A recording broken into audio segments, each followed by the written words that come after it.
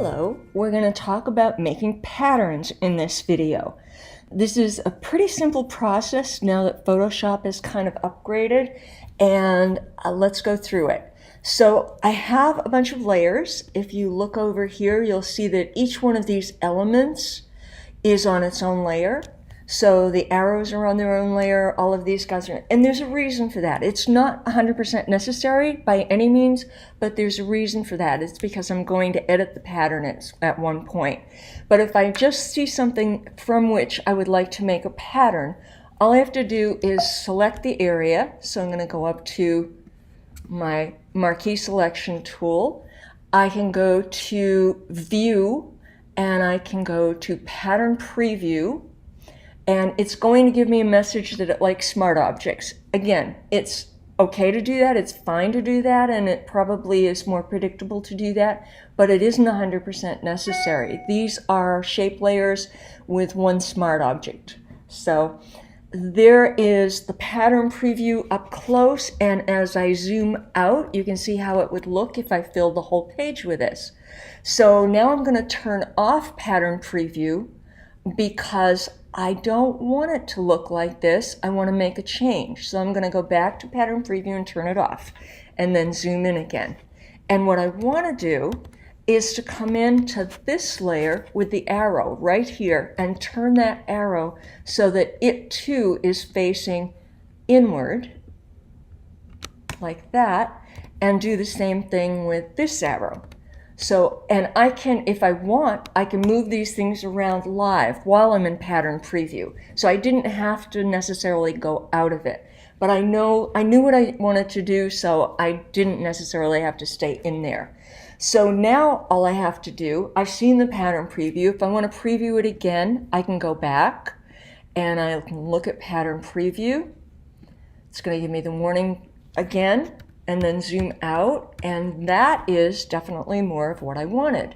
Now, I'm seeing things that don't line up here, so again, I can come into this layer right here while it's live and bump that over so that I have those arrows lining up exactly the way I want them as I'm looking at it live.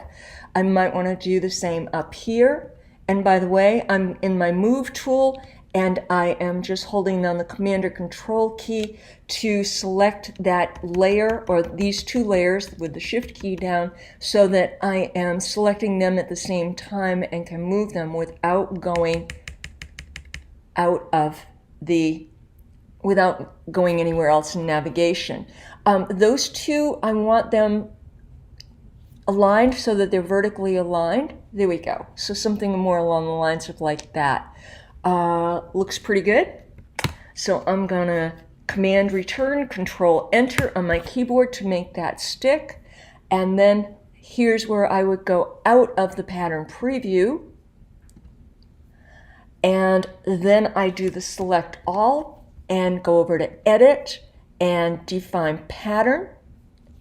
And then Example for photographic imaging.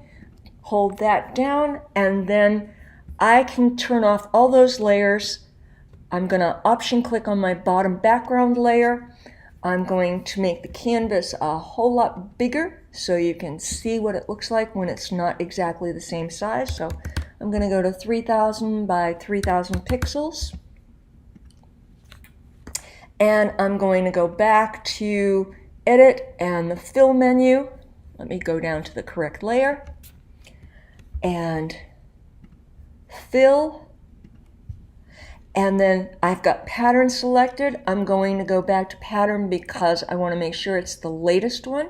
That's a later version, and click OK, and there's my pattern filling up the space. So it doesn't matter how big I make it, it's going to always fill up that space. And if I want to have the option of changing the size, I would change this from a background layer to a regular layer, and I can do the same thing by putting pattern overlay here, leave it in normal blend mode, navigate down to that last pattern, and then if I want to resize it, I come down here and drop the size down with scale right here. So and this is at 31. I'm coming back up to 100% and click OK. So I can change the size of it as well as modifying anything that happens within the pattern until I get it exactly the way I want it, and it will be a repeating seamless pattern that way, and that is all there is to it.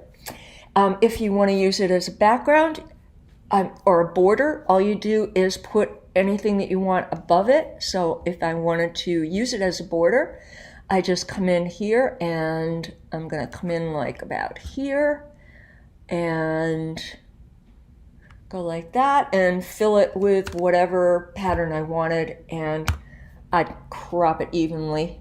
Whoops. So that I'd have an even border on it, just because I'm a little obsessive compulsive about things like that. So I'd probably come down and do something like that so the border's even all the way around. That's all there is to it, guys. Pattern preview, and defining a pattern, all good stuff in Photoshop and very nicely automated these days. You don't have to know a ton about it in order to use it, just a few little tricks, and there you go.